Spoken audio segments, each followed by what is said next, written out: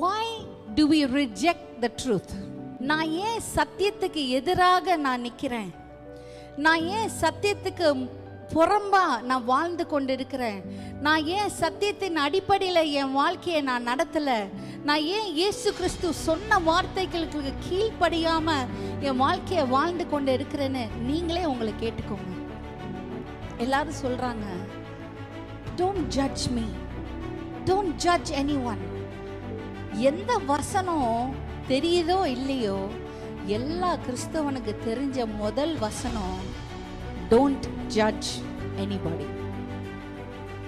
ஏன் தெரியுமா அது தெரிஞ்சு வச்சிருக்கிறாங்க?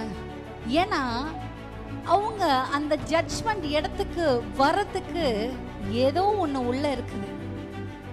இன்னைக்கு சபைக்குள்ளாக வரும்போது போதகரே எதிர்த்து பேசுற காலத்துக்குள்ளாக நம்ம இருக்கிறோம். பாஸ்டர், நீங்களும் பாவி தானே, எல்லாரும் பாவிதான், நீங்க என்ன ஜட்ஜ் பண்ணாதீங்க, ஆண்டவர் என்ன ஜட்ஜ் பண்ணட்டும். இன்னைக்கு இந்த உலகத்துல நாங்க எல்லாம் நின்னுட்டு இருக்கிற காரணமே இயேசு கிறிஸ்து நமக்காக மரித்ததுனால நம்ம சத்தியத்தை புரிஞ்சிக்கணும். மரிக்க வேண்டியது நாங்க. ஹல்லேலூயா. அக்கினிக்குள்ள போக வேண்டியது நாங்க. சோதோம் கொமோராவை அழிக்க வேண்டும் என்று ஆண்டவர் தீர்மானிக்கிறார். எதனால? பாவத்தின் நிமித்தமாக. மோசமான தேசம், மோசமான பாவங்கள் அப்படி பெருகி பெருகி வாழ்ந்து கொண்டு இருக்கிறாங்க. ஆனா அவங்க எல்லாம் எப்படி இருக்கிறாங்க? ஜாலியா இருக்கிறாங்க, சந்தோஷமா இருக்கிறாங்க. ஏன்னா அவங்க இஷ்டத்துக்கு பண்ணிட்டு இருக்கிறாங்க. ஆனா ஆண்டவர் சொல்றாரு, இதெல்லாம் பாவம் பா.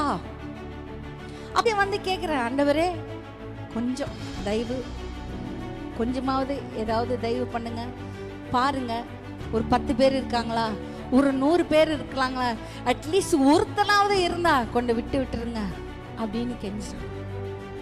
இன்னைக்கு இயேசு அப்படிதான் நமக்காக பரிந்து பேசிட்டு இருக்கிறாரு. இதுதான் சத்தியம்.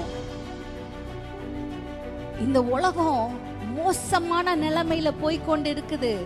பாவத்துக்குள்ளாக அக்கிரமத்துக்குள்ளாக போய்கொண்டு இருந்துட்டே இருக்குது. ஆனா இயேசு சொல்லிட்டு இருக்கிறாரு, கொஞ்சம் வெயிட் பண்ணுங்க, நமக்காக சிபாரிசு பண்ணிட்டு இருக்கிறாரு. ஹல்லேலூயா.